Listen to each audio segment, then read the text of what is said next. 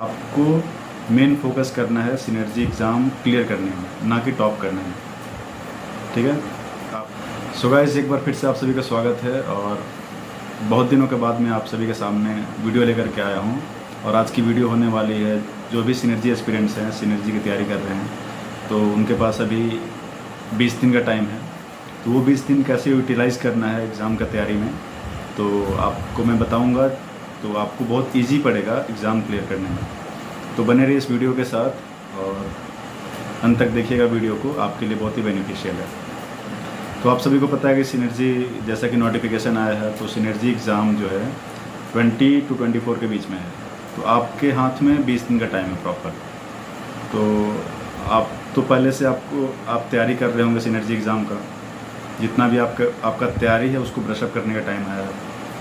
तो मैं सबसे पहले आपको फ्रैंकली बता दूं कि आपको मेन फोकस करना है सिनर्जी एग्ज़ाम क्लियर करने में, ना कि टॉप करने में। ठीक है। आपको टॉप नहीं करना है, तो आप पढ़ने के लिए बहुत कुछ है पढ़ने के लिए। जैसे कि आपका जो सिलेबस है, एग्ज़ाम का जो सिलेबस है, मैम है, माइस है, अगर इंडियन साइड की बात करें तो पढ़ने के लिए बहुत कुछ है।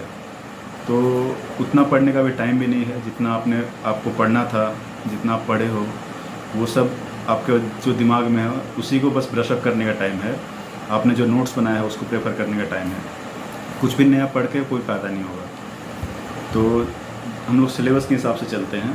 तो जैसे सबसे पहले 100 नंबर का टेक्निकल आता है, राइट। तो टेक्निकल में सारे क्वेश्चन बेसिक होते हैं, बहुत ही बेसिक क्वेश्चन होते हैं। तो आपके पास जो भी मटेरियल है, अगर नहीं है तो आप मेरे से कांटेक्ट कर सकते हो व्हाट्सएप पे, मैं दूंगा आपको मटेरियल, उससे आप तैयारी कर सकते हो। तो आप टेक्निकल में जितने भी बेसिक, जैसे मैम माइस का हो गया, तो माइस का जितने भी बेसिक मेन इंजन से रिलेटेड जितने भी ऑपरेशन है, जितने भी ट्रबल शूटिंग है, normal machineries, diagrams, firing order, timing diagram, ये सब अच्छे से पढ़ लो।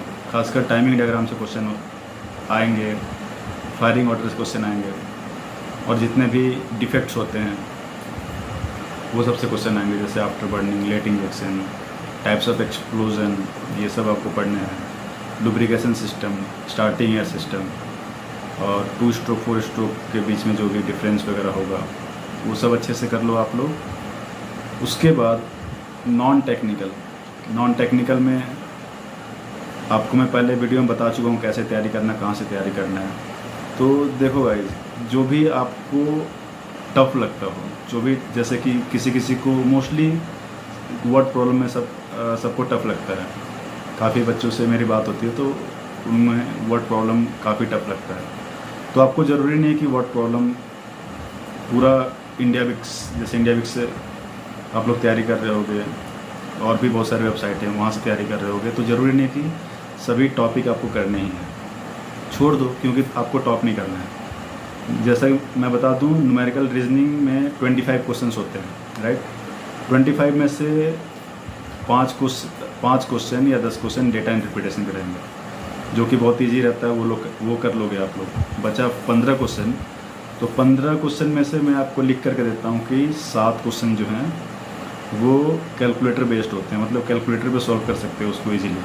सिंपल HCF LCM रहेंगे, मल्टीप्लिकेशन, और नॉर्मल जो क्वेश्चन होते हैं जिसको कैलकुलेटर पे सॉल्व कर सकते हो, पेन पेपर की ज़रूरत नहीं है। तो बचा कितना क्वेश्चन, मैक्सिमम 10 या 8 क्वेश्चन बचे हैं, जो कि लेंदी क्वेश्चंस रहेंगे, वर्ड प्रॉब्लम रहेंगे।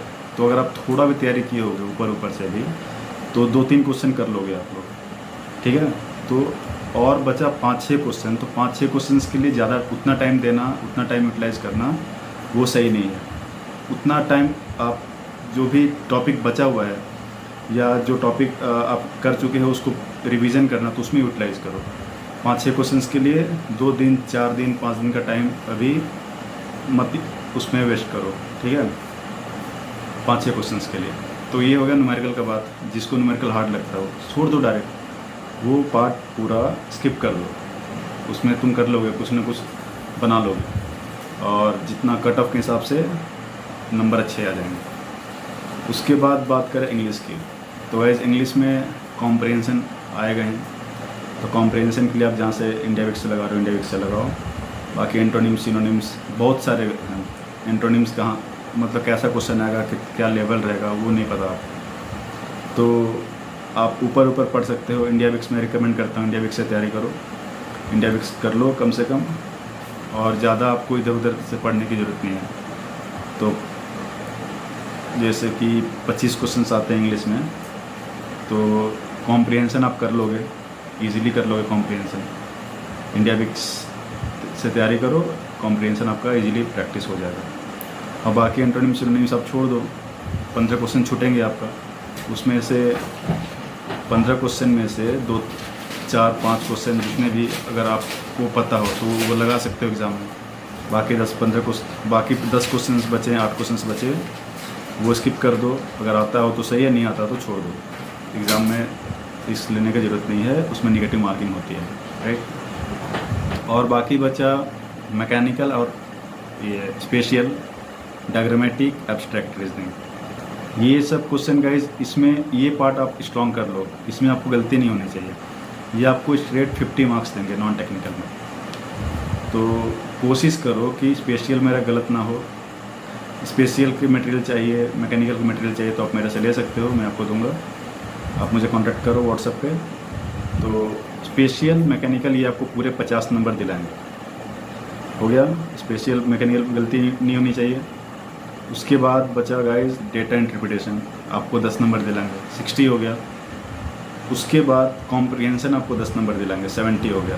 तो अगर आप पूरा न्यूमेरिकल का एक पार्ट छोड़ देते हो, वर्ड प्रॉब्लम, और उधर का इंग्लिश का एंटोनिम्स सिनोनिम्स, तो भी आपका 17 नंबर आ रहे हैं। और जो छोड़े हो इसका मतलब ये नहीं कि पूरा छोड़ ही दोगे, उसमें इजी क्वेश्चन भी रहते तुम कर लोगे। तो ले करके चलो 75 इजी। अगर तुम ऊपर भी पढ़े तो 75 नंबर मार्क्स तुम्हारे कंफर्म है नॉन टेक्निकल में, ठीक है। तो तुम्हें कितने लाने हैं टेक्निकल में? सिर्फ 70, 140, 145 लाते हो तो तुम सेफ हो, मतलब तुम कट ऑफ के आगे हो। तो 70 लाना is not a big deal in technical part. You will easily score 70 marks and totally you will get 140, 145 in exam. तो ये सब स्ट्रेटजी बनाकर तैयारी करो। मुझे नहीं पता कि आपका कौन सा पार्ट वीक है, कौन सा स्ट्रॉन्ग है, तो आप खुद एनालाइज करो, और जो स्ट्रॉन्ग पार्ट है उसको इतना स्ट्रॉन्ग बनाओ कि उससे कोई भी क्वेश्चन आए तो आपका गलत ना हो। और बाकी जो वीक पार्ट है उसमें अब ज़्यादा टाइम बचा भी नहीं है, तो आप चाहोगे कि अभी से इसको पढ़ना स्टार्ट करते हैं, तो क्या होगा कि उसके प्रेशर में छोटे छोटे क्वेश्चन जो आपके स्ट्रॉन्ग पार्ट हैं वो छूट जाएंगे, मतलब कि वो दिमाग से निकल सकते हैं। तो जो आपका हो गया है उसको और अच्छा बनाओ। और गाइस बात करें टेक्निकल का, तो टेक्निकल मैं आपको बता रहा हूँ कि 50 क्वेश्चंस, जो 100 क्वेश्चंस के टेक्निकल होते हैं, जिसमें से 50 क्वेश्चंस बहुत ही ईजी रहेंगे, जिसमें 80% जो कैंडिडेट्स हैं वो 50 क्वेश्चंस ईजीली कर लेंगे। बाकी जो बाद के 50 क्वेश्चंस होते हैं वो थोड़ा उसके लिए ज़्यादा पढ़ना पड़ेगा। तो 50 क्वेश्चंस इधर तुम सही कर लोगे, मुझे पता है, उधर तुम 70 सही कर लोगे। टोटल कितना? 120 क्वेश्चंस, राइट।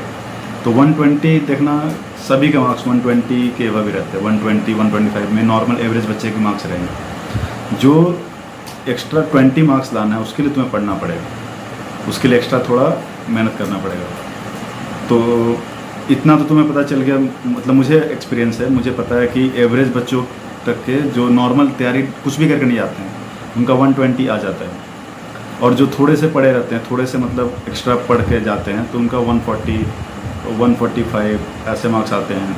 कोई अच्छा और ज़्यादा मेहनत करके गया, कोई 4-5 महीने से मेहनत कर रहा है सिंगल एग्ज़ाम के लिए, तो उसके 160 तक भी आ जाते हैं। तो ये सब पीछे का जो भी हो गया छोड़ दो, अभी जो जितना आप तैयारी किए हो उस पर फोकस करो, उसको और अच्छा बनाओ, देखना आप एग्ज़ाम में अच्छा करोगे। और ज़्यादा पढ़ने के चक्कर में क्या होगा कि सब मिक्सअप हो जाएगा, आपका दिमाग भी डिप्रेस हो जाएगा कि मेरा ये छूटा है, वो छूटा है, उससे आप और डिप्रेस होके एग्ज़ाम में ख़राब परफॉर्मेंस दोगे, ठीक है। क्योंकि आपको टॉप नहीं मारना है, कोई फ़ायदा नहीं। टॉप आपको फोकस करना है कि कैसे भी मेरा 145, 150 ऐसे मार्क्स रहे। तो उसके लिए आप अभी से स्मार्ट वर्क चालू करो। स्मार्ट वर्क का मतलब जो भी अब मैं आपको बताया, जो हार्ड आपको लगता है जो आपका वीक पोर्शन है उसको छोड़ दो या ऊपर ऊपर बस देख लो, जो स्ट्रॉन्ग पोर्शन है उसको और अच्छे से उसको मजबूत बनाओ। तो ये हो गया स्मार्ट वर्क, ठीक है। और बाकी अगर नोट्स वगैरह किसी को चाहिए सिनर्जी के तो मेरे पास हैं, आप मेरे से कांटेक्ट कर सकते हो। मैं नीचे डिस्क्रिप्शन में व्हाट्सअप नंबर दे दूँगा अपना, तो आप उसका रेफरेंस लेकर के तैयारी कर सकते हो। वो आपके एग्ज़ाम में बहुत ही बेनिफिशियल होंगे, ठीक है। तो गाइस मिलते हैं आप सभी को एग्ज़ाम के बाद, और मैं और भी अच्छे अच्छे वीडियोज़ लेकर आऊँगा। जैसा कि आप सभी को पता होगा कि मेरा फर्स्ट कॉन्ट्रैक्ट ख़त्म हो गया शिप का, तो उसके ऊपर भी मैं वीडियो बनाऊँगा कि मेरा कैसा एक्सपीरियंस रहा वेसल पे, क्या क्या सीखा, क्या क्या काम होते हैं ट्रेनिंग के। तो ये सब वीडियो मैं लेकर आऊँगा, तो इसके लिए आप चैनल को सब्सक्राइब कर लो। बाकी जल्द ही मिलते हैं। ऑल द बेस्ट गाइस, अच्छा करो एग्ज़ाम में, और मुझे खुशी होगा कि मेरे जो सब्सक्राइबर है वो एग्ज़ाम क्रैक कर रहे हैं और मुझे बताएं कि भैया मैं एग्ज़ाम क्रैक कर लिया, तो मुझे बहुत ही खुशी हुई। तो मैं वेट करता हूँ आप सभी का अच्छा कर एग्ज़ाम में।